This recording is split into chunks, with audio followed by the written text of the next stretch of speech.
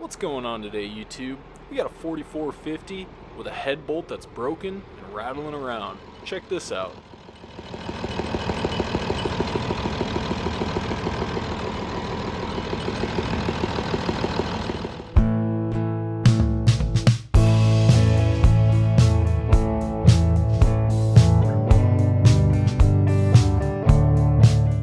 These 4450s came with a 466 turboed engine, which eventually became the 7.6.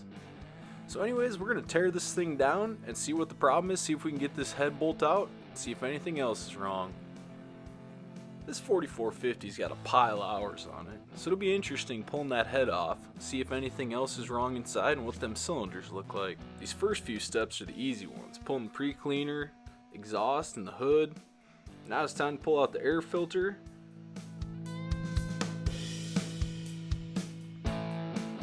Now with my air filter housing out of the way, I was able to finally pull out this head bolt that's broken off. Would you look at that? These John Deere, it seems common that it breaks them off towards the back of the head when they break off. My next step was to take off the intake manifold, which is pretty simple to do. Then I decided to pull the exhaust manifold off and leave the turbo and everything all attached. Made it a lot simpler than trying to get them turbo bolts out. Next up, it was time for the valve cover and the rocker arms and push rods. It'd be a bad day if we forgot to drain the antifreeze. We'd pull that head, antifreeze would go everywhere in the cylinders and on down to the crankcase. Another thing I did before I pulled the valve cover on this thing was take the water pump off.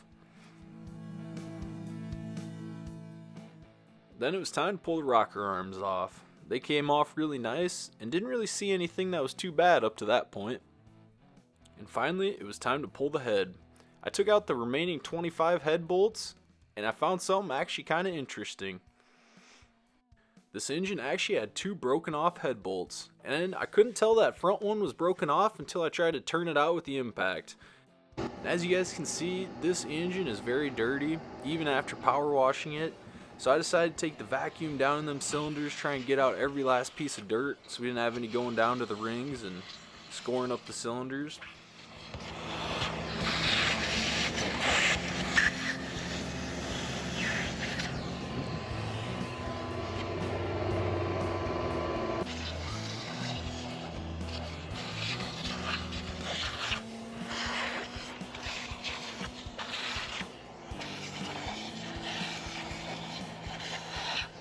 As you guys can see, here's what the cylinder walls look like.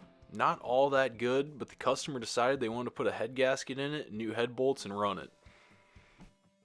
What I ended up doing is putting vice grips on these studs, and they turned out with ease, so I was pretty impressed there. I ran a tap in all the holes, put the head on, and she was good to go.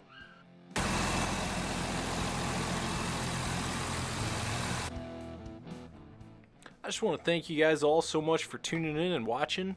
And I'd really appreciate it if you guys subscribe. It really helps me out a lot. Anyways, we'll catch you in the next video and have a good one.